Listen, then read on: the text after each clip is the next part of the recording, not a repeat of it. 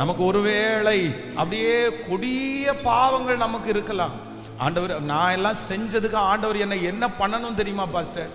நான் எல்லாம் பண்ணின தப்புக்கு ஆண்டவர் என்ன ஓட ஓட விட்டு வெட்டணும், என்னை கைவிட்டு தான் ஆகணும். நான் செஞ்ச தப்புக்கு இந்த தண்டனையை நான் அனுபவிச்சு தான் ஆகணும். நான் செஞ்ச தப்பு அவ்வளோ பெருசு, நான் செஞ்ச தப்புக்கு என்னென்ன நடக்க போகுதுன்னு கூட தெரியல அப்படின்னு கூட யாராவது ஒருத்தர் இந்த சத்தத்தை கேட்டுட்டு இருக்கலாம்.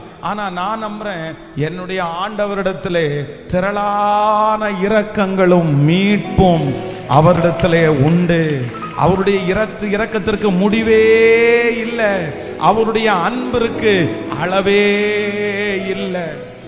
ஹல்லேலூயா. அவர் எருசலேமை ஸ்திரப்படுத்தி அதை புகழ்ச்சியாக்கும் வரைக்கும் நாம் அவரை அமர்ந்திருக்க விட போவதில்லை. அவருடைய இரக்கத்தை சம்பாதிக்கிற வரை நாம் அவரை விட்டுவிட போவதில்லை.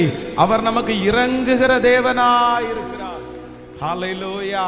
அதனால இன்னைக்கு ஆண்டவருடைய சமூகத்துல என்ன, நம்முடைய பாவங்கள் மலையை போல இருந்தாலும் நான் நம்புறேன், அவருடைய இரக்கம் வெளிப்படுமானால் அது பனியை போல அப்படியே உருகிட்டே இருக்கும். நீங்க வேதத்துல ஒரு வசனத்தை வாசிக்க முடியும், உம்முடைய காருண்யம் என்னை பெரியவனாக்கும். எது எது? உம்முடைய காருண்யம்னா என்ன? காருண்யம்னா என்ன? தகுதியே இல்லாத ஒருவனுக்கு கொடுக்கப்படுகிறது கிருபை. ஆனா இந்த காருண்யம் அப்படின்றது கிருபைக்கு அடுத்த மேல. அப்படின்னா இனி இந்த மனுஷன்ல ஒண்ணுமே முடியாது, இவனை யாருமே தூக்கி எடுக்க முடியாது, இவன் எதுக்குமே ஒர்த்தே இல்லை, இவனை நம்பவே முடியாது, இவன் மோசமான ஆளுன்னா இவன் கேடுகட்ட மோசமான ஆளு. அப்படிப்பட்ட ஒருத்தனை பெரியவனாக்குறதற்கு பயன்படுத்துகிற பேர் தான் உம்முடைய காருண்யம் என்னை பெரியவனாக்கும்.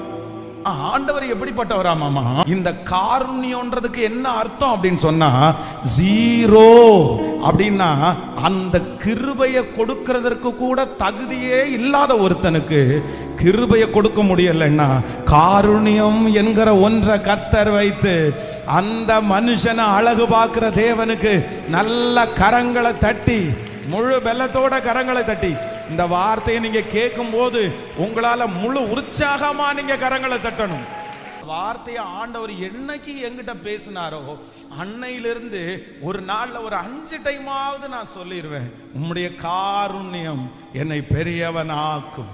இந்த ஜபத்துல இருக்கிற நீங்க கூட என்ன ஏசப்பாட்ட சொல்லணும் அப்படின்னு சொன்னா, உம்முடைய காருண்யம் என்னை பெரியவனாக்கும்.